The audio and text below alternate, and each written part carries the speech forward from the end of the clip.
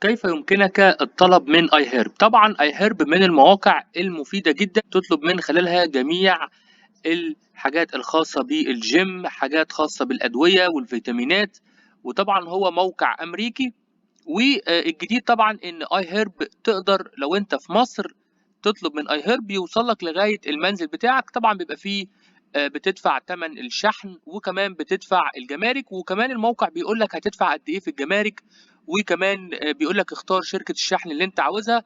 فهو هيبقى كويس جدًا لو أنت هتطلب من مصر أو حتى في أي دولة عربية زي المملكة العربية السعودية. طريقة الطلب من iHerb بتبقى سهلة جدًا، بتبدأ تدخل على الموقع وتبدأ تحدد إيه هو المنتج اللي أنت عاوزه. هنقول مثلًا على سبيل المثال إحنا هناخد المنتج ده، بتضغط على أضف إلى السلة من هنا.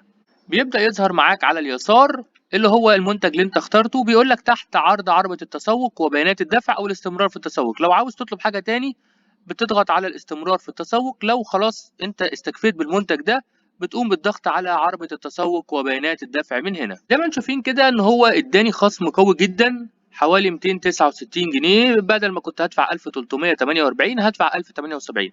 هم دلوقتي مقدمين خصم كويس 20%، بجانب طبعا هقول لك على كود خصم او كود ترويجي تقدر تستخدمه.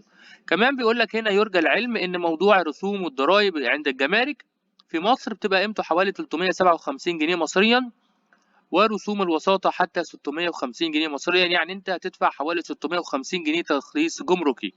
وكمان بعد كده بيقول لك كمان هنا بالنسبة لاختيار شركة الشحن، ان بيقول لك هنا شركة الشحن عندك الدي اتش ال سعرها 310، واليو بي اس سعرها 512. طب ليه طبعا اليو بي اس اغلى؟ لان بالنسبة لو الدي اتش ال هيوصلك بعد 30 يوم، لكن في حالة اليو بي اس هيوصل بعد 15 يوم، فانت هتدفع اكتر لو عاوز اليو بي اس. لو مش مستعجل عليه هنقول مثلا دي اتش ال اكسبريس، وسعره هو ظاهر عندك على الشاشة. في 3 أكواد ممكن تستخدمهم، ولكن طبعا الأكواد دي ممكن إن هي تشتغل معاك في بعض المنتجات وممكن لأ. هيظهروا عندك دلوقتي على الشاشة ال3 أكواد.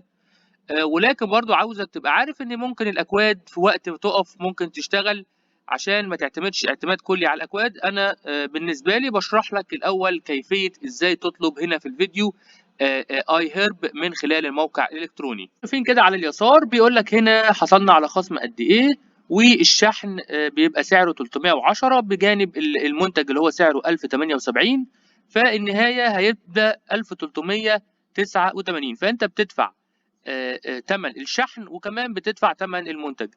بالنسبة بقى للجمارك، لما المنتج بيوصلك من خلال شركة الشحن اللي هو دي اتش ال بيقول لك تعالى استلم المنتج، وبعد كده انت طبعا بتدفع ثمن الجمارك. ساعتها هو بيقول لك بقى السعر زي ما احنا قلنا بالتقريب هيبقى حوالي 650 جنيه. عليك بقى انك تضغط هنا على تابع الدفع من هنا، ونبدا بقى ان احنا لازم نعمل اكونت بتاعنا. لو احنا مش عاملين اكونت بنبدا في الدخول عن طريق فيسبوك او عن طريق الايميل، ونبدا ننشئ حساب في iHerb من هنا. بعد كده هنبدا ان احنا هنا نكتب بياناتنا زي الاسم بالكامل والعنوان طبعا والمدينه والولايه المحافظه والرمز البريدي ورقم الهاتف، ونضغط على متابعه. اما هنا لازم تبقى واخد بالك منها عشان تقدر تكمل موضوع كتابة البيانات ويقبل منك موضوع البيانات. بالرغم ان هو ممكن الموقع كاتب لك باللغة العربية، لكن لازم تدخل عنوانك باللغة الانجليزية. لان انا فعلا حاولت ان ادخل اسمي كمان ادخل العنوان باللغة العربية، لكن مع الاسف رفض ان هو يقبل الطلب، علشان طبعا شركة الشحن بيبقى جاية من بره.